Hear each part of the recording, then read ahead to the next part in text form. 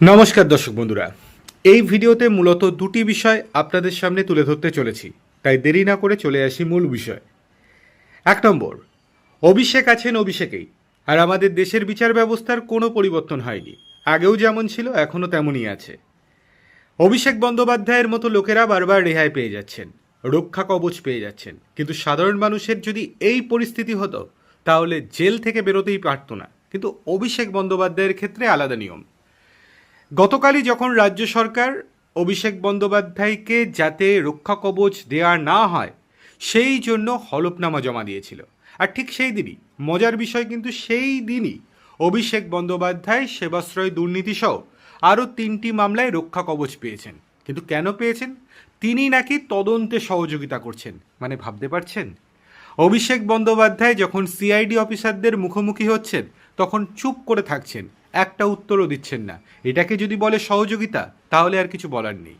অভিষেক বন্দ্যোপাধ্যায়ের মতো লোকেরা হাজার হাজার দুর্নীতি, তোলাবাজি, খুনখারাপি করেও রক্ষা কবচ পেয়ে যায়, বহাল তবিয়াতে বিদেশে যেতে পারেন। কিন্তু সাধারণ মানুষের যদি মামলা থাকে তাহলে তাকে দিনের পর দিন হয়রানি, বছরের পর বছর হয়রানি, এবং টাকা তো জলের মতো বেরিয়েই যায়, শান্তি থাকে না জীবনে। কিন্তু অভিষেক বন্দ্যোপাধ্যায়দের মতো লোকেদের জীবনে কোনো সমস্যা নেই, জানে আদালত আমার পক্ষেই রায় দেবে।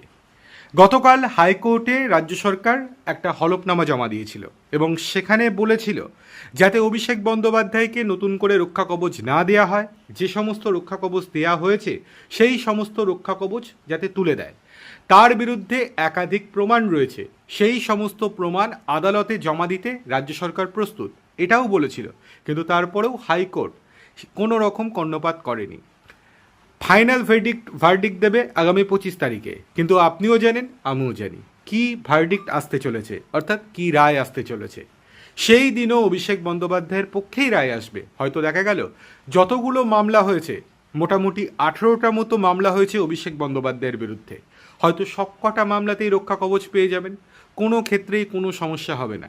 এটা যদি সাধারণ মানুষের ক্ষেত্রে হতো তাহলে ব্যাপারটা পুরো উল্টো হতো। যাই হোক, চলে আসি দ্বিতীয় গুরুত্বপূর্ণ খবরে। ভাঙড়ের বিজয়গঞ্জ বাজারে যে বোমা বিস্ফোরণের ঘটনা ঘটেছিল সেই মামলায় আরও চাপ বাড়ল ক্যানিং পূর্বের প্রাক্তন তৃণমূল বিধায়ক শওকত মোল্লার। তার বিরুদ্ধে এবার বেআইনি কার্যকলাপ প্রতিরোধ আইন বা ইউএপি এর মতো কড়া ধারা যুক্ত করল এনআইএ। এনআইএর বিশেষ আদালতে এই বিষয়ে আবেদন জানানো হয়েছিল এবং বিচারক তদন্তকারী সংস্থার সেই আর্জিতে সাই দিয়ে ধারা যোগ করার অনুমতি মঞ্জুর করেছেন।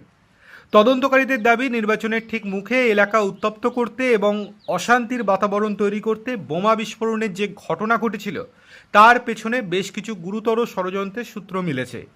মামলাটি খতিয়ে দেখতে গিয়ে এমন সব বিস্ফোরক তথ্য সামনে এসেছে যার জেরে শওকতের বিরুদ্ধে ইউপি এর মতো কঠোর ধারার মামলা রুজু করা অত্যন্ত জরুরি হয়ে পড়েছিল। সেই কারণেই বিশেষ আদালতের দ্বারস্থ হয়েছিল এনআইএ। নিজেদের রিপোর্টে এনআইএ স্পষ্টভাবে জানিয়েছে, এই ভাঙড় বিস্ফোরণের নেপথ্যে প্রধান পলাতক ও মূল সন্দেহভাজন ব্যক্তি হলেন শওকত মোল্লা নিজেই। এখনও পর্যন্ত এই মামলায় যে 4জনকে গ্রেপ্তার করা হয়েছে তাদের মধ্যে ক্যানিং পূর্বের প্রাক্তন বিধায়ক শওকতই হলেন চতুর্থ অভিযুক্ত। কেন্দ্র তদন্তকারীদের তথ্য অনুযায়ী পুরো ঘটনার মূল মাস্টারমাইন্ড ছিলেন এই তৃণমূল নেতায়, বাকিদের দিয়ে তিনি বোমা বাঁধানোর কাজ করিয়েছিলেন।